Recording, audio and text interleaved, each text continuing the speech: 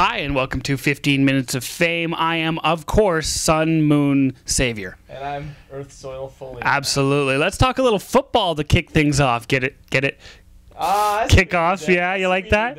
Anyways, the Edmonton Eskimos, who are a living, breathing Gabby this season, turned out a great performance last Friday in Hamilton. What was the key to that win, Jim? The run game was Absolutely. on fire. Finally, it seems like every other week the run game goes from good to bad, but this past week the run game was absolutely phenomenal, and it might have been a mixture of a good performance from the running backs and a poor performance from the Hamilton defense, but they combined for over 220 yards rushing after putting up just 42 or something like that in a Labor Day rematch loss to Calgary. So yeah. that was the big key, and you start to think, well, in all of their losses, they don't run the ball well. And in all of their wins, they seem to run the ball very well. So that's obviously a key for the Eskimos. And, it comes down to a lot of different factors. But one of the big things is that they've had a lot of players back from injury. And those players are all now getting back into a groove with each other. And I think it's making a big difference. Jerome Messam, 2 touchdowns, over 100 yards rushing. Absolutely amazing. Jerome missed them. Yeah, there it is. I like it. That was great, though. And you see some of the runs he went on. Just phenomenal. Calvin McCarty had a big run, too, plus a touchdown catch. Ricky Ray's 200th of his career. Yeah, I like it. Well, the Alouettes are up next. A difficult test for sure, but is it a winnable game?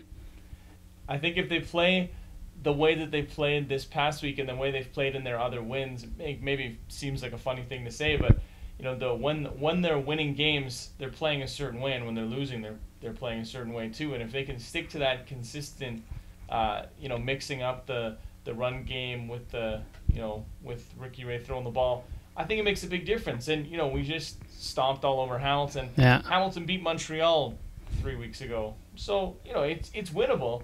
But the Eskimos just have to play a consistent game, which is something. The last month or so, we haven't really seen it on a week-to-week basis. It sure is fun, though, watching them when they're winning. I mean, it's absolutely a blast. And it's great seeing the other teams that are crappy this year. Yeah. It's been a tough run for us here. That's right. Champion. Well, exactly. While we're talking about football, here's a little tidbit from college sports, something that we've been talking about, harping on, I would even say, for even the past year. The National College Players Association put out a report that says top-tier football and men's basketball players have an average fair market value of about $100,000, and they deserve at least a portion of that. How did the NCAA respond? Well, they say, we're paying for your school, and we're not going to pay you. That's basically what they said. But it makes you wonder, guys are getting suspended for taking like $100 worth of benefits spread out over a year. So, cover charge at a bar. And stuff That's like that. Right. There's something going on there. There's something that needs to be fixed. I don't know. I don't know what the solution is. But there's just smells a little off is what it is. Yeah. Oh, I think that's me. Sorry. Oh, okay. Yeah, good. Speaking of fair market value, let's transition over to hockey now, where Drew Doughty is still without a contract. And isn't that training camp? What's happening there? They want to pay him a certain amount. He wants a little bit more over less years kind of deal.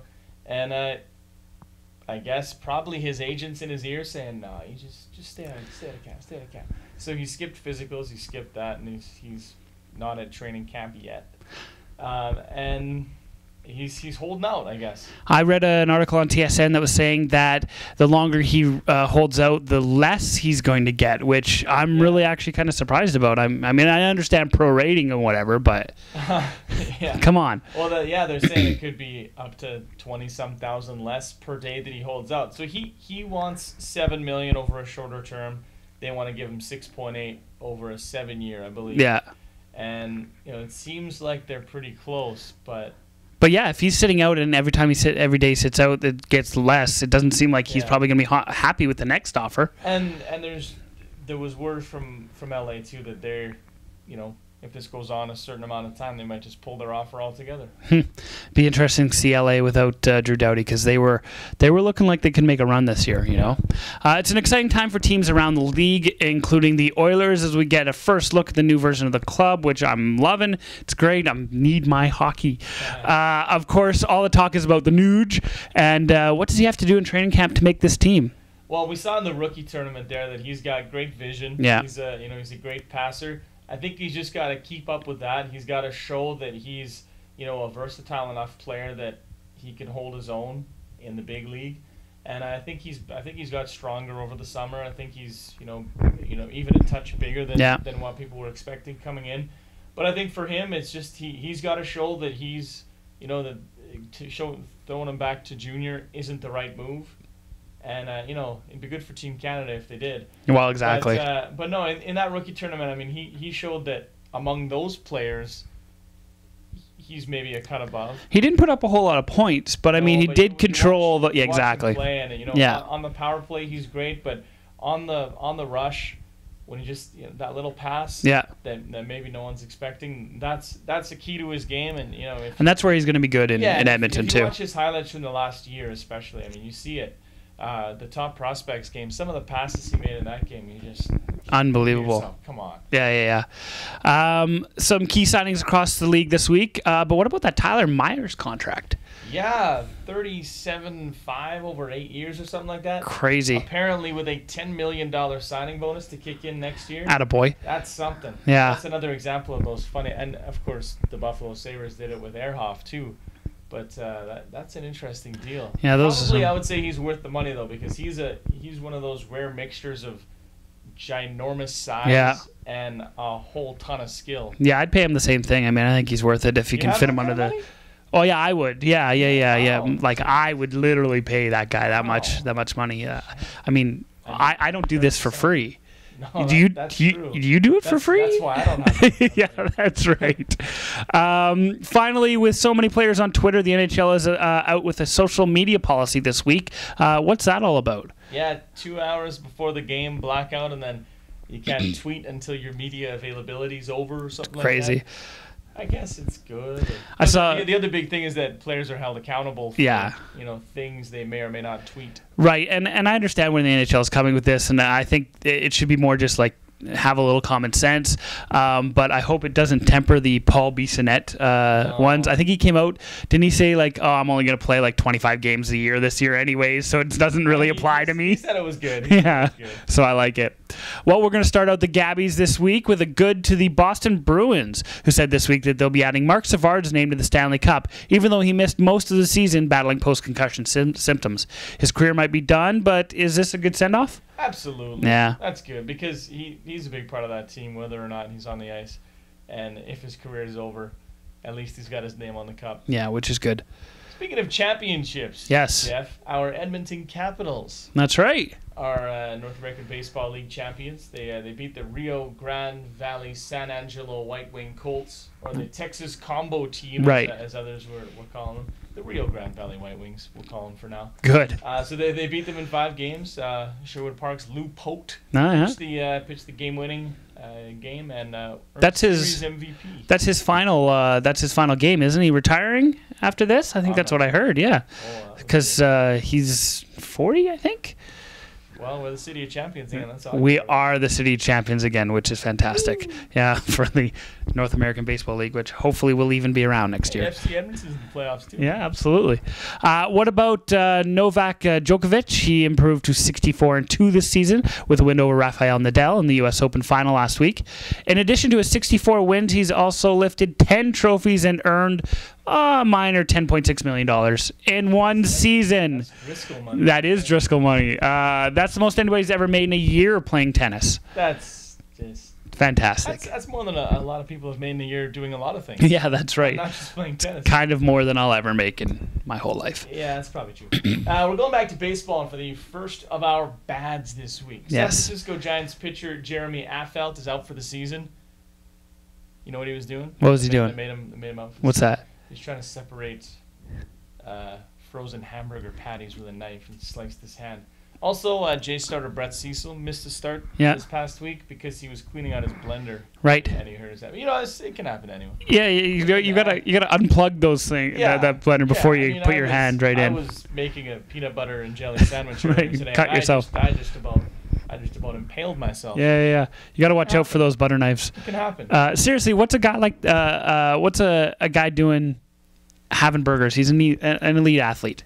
Frozen burgers. Can he get his own like ground burgers? Maybe they were tofu burgers. I like it. You still gotta. It's hard. You put that little piece of paper in the middle. I know. And you pull the two pieces of paper, and they just the parts in your hand just rip. It always rips. Yeah. And then you're stuck with. What are you supposed to eat? Paper burgers? This guy's a pro athlete. Can't be eating paper. That's a Twitter. What are we gonna eat? Paper burgers. This guy's a pro athlete. That's on Twitter later on. Who hasn't almost sliced their hand open trying to pry apart those? I understand, but with the amount he's making, he should have some other person do it. Exactly. How about a bad to the media's obsession with Dustin Byfuglien's weight? TSN reports that he weighed in under his first day weight from last season after rumors that he gained a lot of weight this offseason. The guy scored 20 goals last season. He's a beast. Love seeing him, on forward. I like seeing him on forward, streaking up the right-hand side. Leave him alone. How's he supposed to screen a goalie when I'm like 220? That's right. Practically turn sideways and you'll lose them. Yeah. Exactly. Our final bad goes to Chicago White Sox DH, or designated sometimes hitter. Yes. So DSH, Adam Dunn. It's been well publicized that he's having a bad year. He's having a very bad year. Yeah. He recorded his 161st strikeout of the season. Unbelievable. On Friday. And that equals his batting average of 161. Oh, my God. For a DH, too. Only one time in the history of the major leagues has a player had a higher strikeout total than his batting average. Yeah, and he's very... I guess we've said it before, but if you're going to be that bad, you may as well set the record. Oh, definitely. So, go in the record books or something. Go down swinging, Denny. Yeah, absolutely. We're going to go on our new feature. It's called the Punchline. Monday Night Football analyst. Yeah, here we go. Watch how it goes here. Don't slip up. Ron Jaworski had to apologize last week after accidentally swearing during his commentary. What did he say? He said... That's not that bad. I thought it was more like, Oh yeah, okay. I've never heard that before. Well, it's kind of it's kind of like. All right, okay, yeah. It is sort of like, but there's less in that one. Yeah. Bad. You can't say that on. Can't say any of that on our show. Exactly. So that's good. I like that. I hope you're listening on the podcast and and enjoying that. I like that. Tweet us with what you think we said. Please do. We're at 15 minutes YEG on Twitter. We're going to move on to quick hits. Ron Artest officially changed his name to Meta World Peace this week. As you know, your foliage last name. Do you think this is going to stick? Yeah, I just can't wait to see the World Peace jersey. So they're actually gonna I know he held up a jersey with Meta World Peace on the World Peace on the back. That's his legal name. It's just like the Ocho Cinco thing, except much more. I guess Ocho Cinco's pretty creative. Yeah. Meta World Peace. Meta World Peace. I like it. Boston Red Sox pitcher Tim Wakefield finally picked up his 200th career win on Tuesday in his 9th try since getting number 199. How long until he gets 201? Well, he's 45, so it depends if he pitches again this year. Absolutely. Might not make the playoffs. Yeah. Well, it's amazing that a 45-year-old is still doing it. Oh yeah. Floyd Mayweather won his fight this week in kind of a controversial way. Two things: one, what kind of went on with the controversy, and two, are we ever going to see this Mayweather-Pacquiao fight? Okay, first with the controversy. Yes. Apparently what happened is Ortiz gave him a little headbutt. Yeah. And while they were waiting for the fight to resume, Mayweather was under the impression that the fight had resumed. Ortiz wasn't. Not so much. And Mayweather cold-cocked him to the canvas. Dropped him. Yeah. And as for the Mayweather-Pacquiao, again, I'm starting to think no. Yeah, totally. I mean, even if it did, it wouldn't be for another year probably. Yeah. Now, but I'm leaning towards no. He keeps saying, "Oh, if he takes the test, we can do." But he's already said, "I will." Yeah. So, I don't know. I don't think so. Marty Brodeur not only is career wins in the NHL, but he's also going for the illustrious career losses as a 40-year-old goaltender, the one that Curtis Joseph also got. As a 40-year-old goaltender, do we expect him to break that record this year? Well, I hope not. Yeah. I mean, he's this might be his last year. Yeah. They're saying. He'll probably get to it. He'll probably get to it. I'm not. I'm not sure about these New Jersey Devils this year. Yeah. That guy does like records, so maybe he'll go for that. I like it. Anyways, that's our 15 minutes of fame up for this week. Join us again next week, where I probably won't be Sun Moon Savior. Well, I'm probably still going to be Earth Soil Foliage. All right. Have a good week, folks.